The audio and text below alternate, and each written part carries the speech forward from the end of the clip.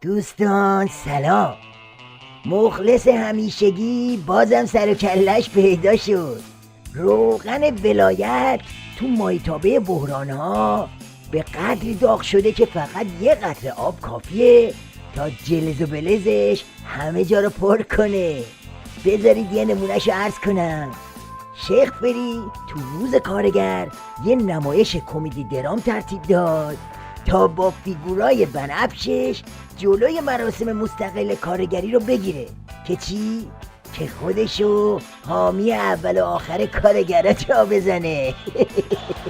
آقای وزیر، نگذارید خانه کارگری بی فروغ بماند.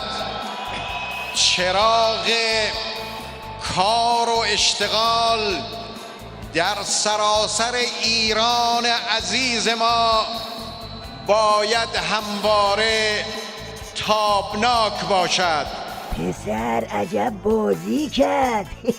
جان موشکاف همین دیالوگش مینیموم 4 تا اسکار داشت. آخه بابا پاچه برمالیدگی هم حدی داره. تو این 10 ماه اولین بارته که اون یارو ربیعی رو میبینی که عد گذاشتی این جمله رو تو جمع کارگرها بهش بگی. بعدش هم خانه کارگری بی فروغ نماند که واسه کارگرها آب و نون نمیشه. جواب درد کارگرها رو چی میدی؟ امروز میلیونها جوان تحصیل کرده ما آماده اشتغال هستند. چشم بسته غیب گفتی؟ اینو که خودمونم میدونیم. تو چه غلطی میخوای بکنی؟ که من افتخار میکنم دست همه کارگران ایرانی را ببوسم. نه خیر، این طرف رفته زیر عبای حقه بازی و بیرون بیام نیست.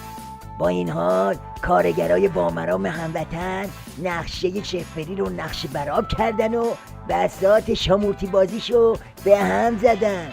واسه همینم بود که دیروز جنتی لعنتی دستباچه و تته کنان اومد فضاحت شیخ رو جمع کنه. اما همون داستان روغن داغ و گلز و بلز. کارگر ندوید فضا بکشیم باشد که برم کار بکنم پول بگیرم بیام نون بخورم زندگی اداره بکنم. این نیست. این یک کارگر انسانی با فضیلت نیست. مثل همه مردم دیگه این باید معنویت داشته باشه، باید معرفت داشته باشه، باید خدا را بشناسه. به این میگن عدالت ولایی. پول و نون و امپراتوری میلیاردی و ماشینای اونچنانی مال سید علی بافور و آخوندهای شکم گنده. فضیلت و معنویت و معرفت و از این حرفا مال کارگرا. اینجاست که باید گفت لعنتی لعنتی دشمن ملتی، لعنتی لعنتی دشمن ملتی، لعنتی لعنتی. یه وقت فکر نکنید وقاحت این یارو جنتی به همینجا ختم میشه ها. نه، طرف یه چیزی تو مایه های 400-500 سال عمرشه، اما به اندازه عمر کره زمین وقاحت و دریدگی ذخیره کرده. ملاحظه کنید. من باید دست این رهبر عزیزمون را باید بوسید که ایشون بلند میشه میره تو گروه صنعتی محفا اونجا با این کارگر را احترام میزنه. افتخاری است برای اینا که بزرگترین شخصیت مملکت ولی امر مسلمین اومده از اونا دلجویی میکنه، احوال پرسی میکنه روز کارگر و نوازششون میکنه.